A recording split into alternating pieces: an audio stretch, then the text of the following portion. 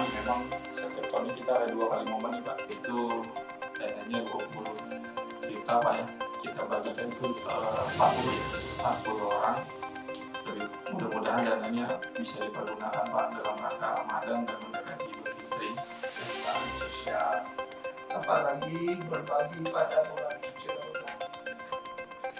Atas nama pemerintah Kota Banda Aceh, kami selaku PD ini tentunya meringankan beban daripada warga dengan adanya bantuan ini.